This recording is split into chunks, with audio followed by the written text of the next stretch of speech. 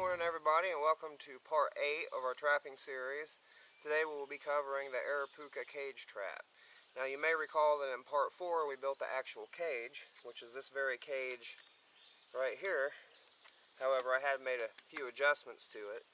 I found in messing around with this trigger and this trap, it's actually one of the more fun triggers and traps that I've covered so far. We've had a really good time with it, playing around with it out in the backyard and things like that. Now, I do have to mention that doing some research, most songbirds and definitely migratory birds are protected here in the United States. So definitely check your local and state and federal laws before you try actively practicing with this trap.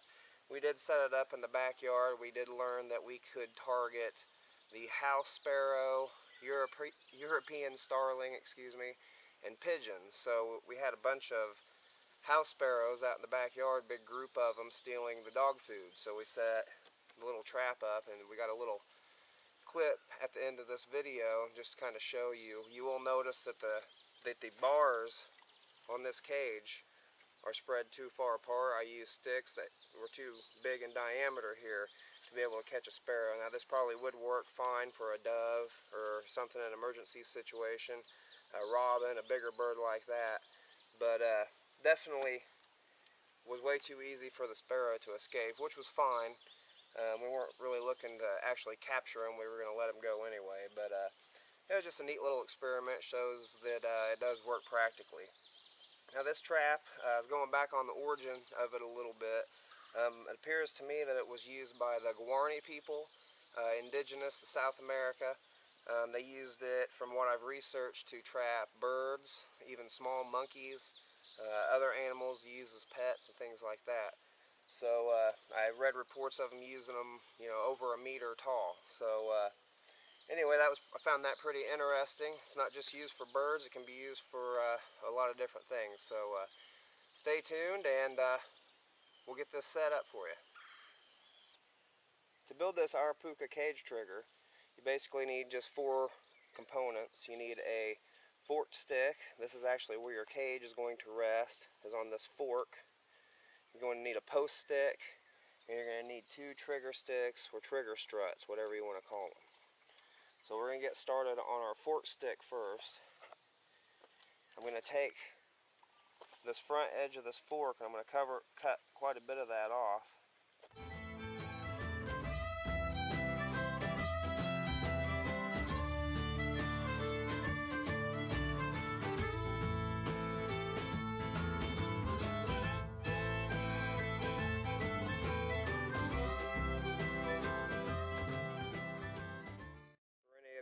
Who are curious here, this blade I'm using is Adirondack Knife Works Stalker, which is the little brother to the Reaper that I've shown in a couple other videos. This is actually one that I had custom made for myself. It's got a little bit longer of a handle, reduced choil, beautiful blade. Seems to function very well. It's got a 5-inch cutting surface. Really lovely knife. It's got good blade control, good balance, so anybody who is interested in that can get a hold of David Gray over at Adirondack Knife Works. I'll put a link down in the description below. Now you may be able to see we got our short fork here, and the reason for that is when our cage is sitting on here, we don't want that fork disrupting the movement of our cage. This is actually going to be towards the front, and if this front piece is too long, it could potentially actually hit one of the bars on your cage and keep it from triggering. So that's why you want that short. We'll show you that when we get it set up. So for my post stick, I'm just going to take this stick I broke off here, a little bit smaller than the size of my thumb. I'm going to flatten that top edge off. We're working with a flat surface. Then I'm just going to take and angle that off, ramp it off, about a 45-degree angle.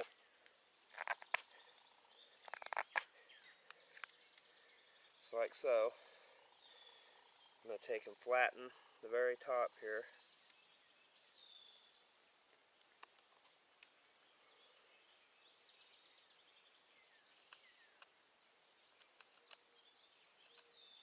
A few little adjustments here.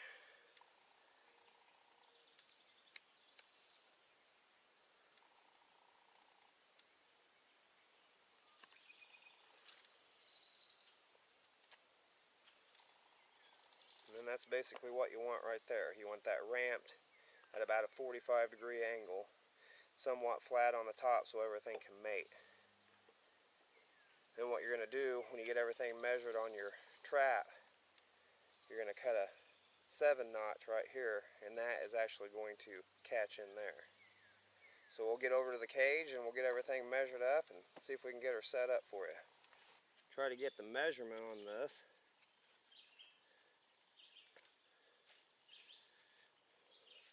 It'll be hard to measure with that much.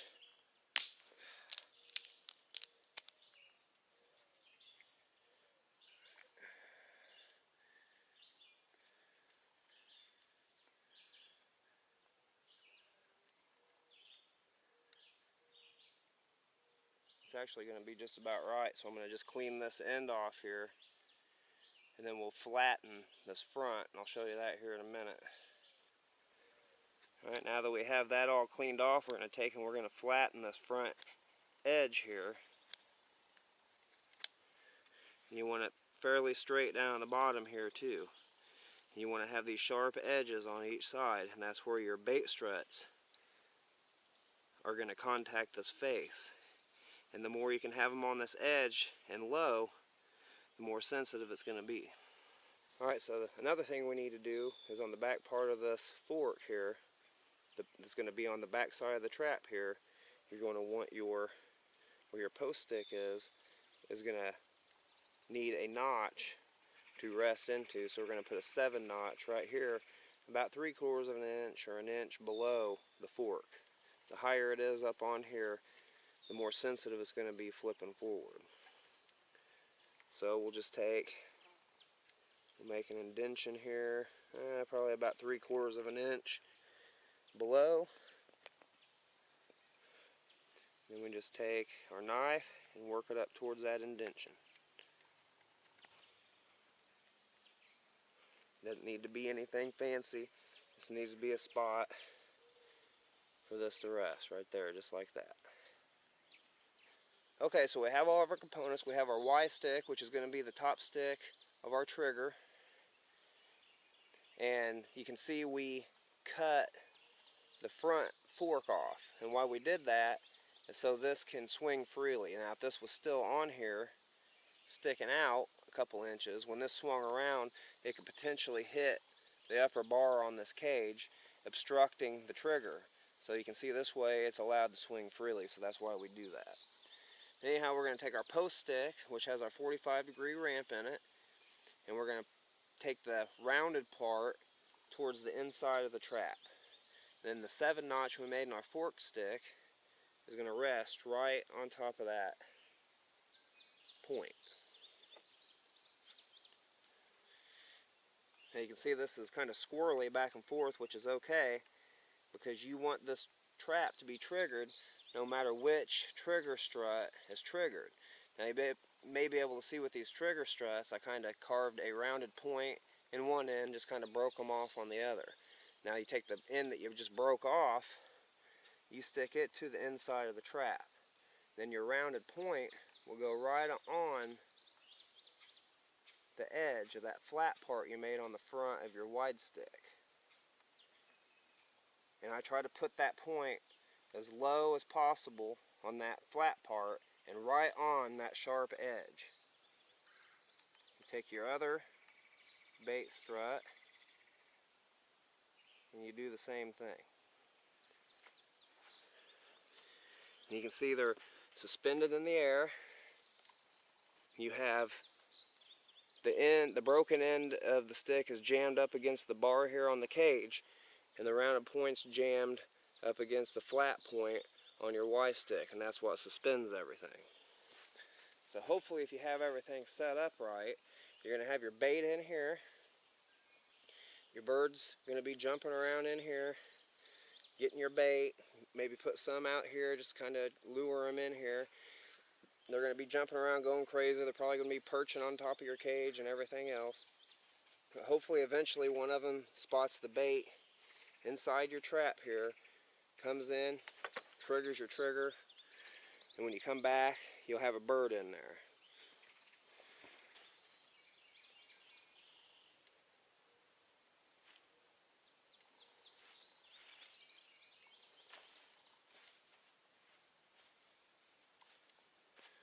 Now if you wanted to go after something else, maybe a small mammal or something like that, keep in mind you're going to have to weight this cage down or fasten it down somehow, because they're going to be a little bit stronger and may be able to flip it over or even drag the cage along with it. We talked about in video 6, we talked about ways to secure this down. You could either, strap a rock to the top of this, or you could use the sticks drove into the ground like I did. But do something to secure that cage down if you're going for something that's a little bit stronger and may be able to escape.